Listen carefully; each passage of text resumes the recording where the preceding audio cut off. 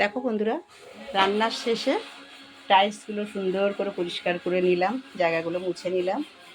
কেমন লাগছে তোমরা কমেন্টে বলবে। প্রত্যেক দিন আমি রান্নার শেষে গ্যাস ট্যাস সব পরিষ্কার করে মুছে নিয়ে আবার সব রেখে দিয়েছি গ্যাসের উপরে। কেননা এই কড়াটায় তো আমি কাঠে রান্না করি, তা কালিটা যদি এতে লেগে যায় ওই জন্য আমি ওর উপরে রেখেছি। দেখো কি সুন্দর করে আমি মুছে নিয়েছি।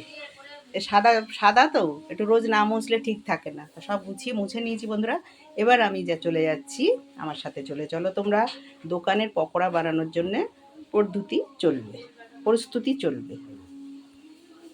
এখন আমি পকোড়া করব, চিকেন পকোড়া, ডালের পকোড়া, সব কিছু করবো, তোড়জোড় করবো। আমার সাথে তোমাদের সাথে আমি শেয়ার করব। চলো দেখো বন্ধুরা, ভিনিগার দিয়েছি, লবণ দিয়েছি, দিয়ে চিকেনটা ম্যারিনেট করে রেখেছি। এবার সব একে একে মশলা দেবো। আর ওইদিকে ডাল ভিজিয়ে রেখেছি, ডালটা মিক্সি করব। প্রথমে ধনেপাতার চাটনিটা করে নেবো, সাথে থাকো। দেখো বন্ধুরা, ধনেপাতার চাটনি হয়ে গেছে, গ্রিন চাটনি। এবার ডাল বাটবো। এই যে ঢেলে দিলাম।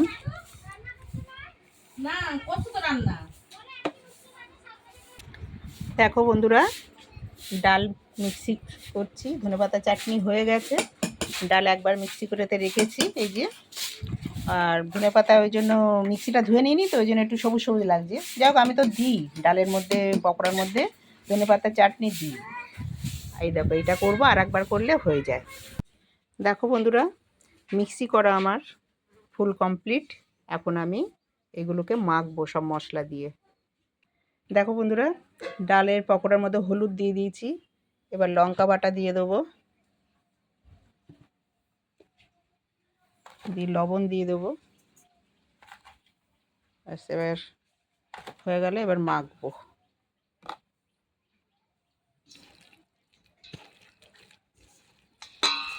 ফেটাতে হবে এরকম করে।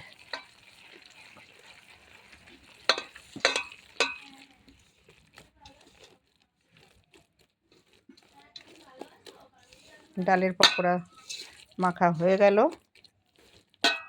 দেখো, এবার চিকেন পকোড়াটার জন্য তৈরি হব। ডালের পকোড়া মাখা হয়ে গেল, এবার চিকেন পকোড়া মাখবো। দেখো বন্ধুরা, এখন আমি চিকেন পকোড়াটা ম্যারিনেট করব। ঠিক আছে, কিভাবে করছি সেটা তোমাদের সাথে আমি শেয়ার করছি।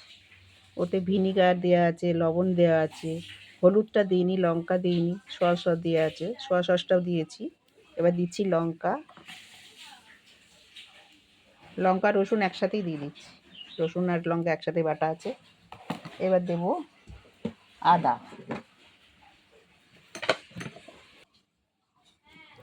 এবার দিয়ে দিলাম আদা দিয়ে দিলাম। এবার দিয়ে দেবো হলুদ, ঠিক করে মেলো।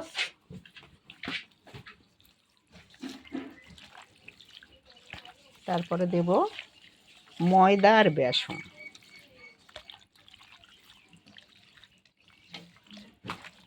দেখো, ম্যারিনেট করা হয়ে গেল। এবার ময়দা আর বেসন দেব।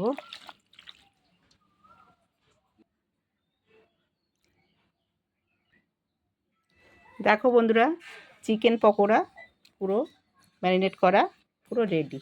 দেখো, ভিডিওটি যদি ভালো লেগে থাকে তোমাদের সাবস্ক্রাইব করে দিও। ওয়েলকাম সন্ধ্যানাথ ব্লগ সাবস্ক্রাইব করে দিও ভিডিওটি ভালো লাগলে। তাই ভিডিও এখনকার মতো এইটুকু। টাটা, সবাই ভালো থেকো, সুস্থ থেকো।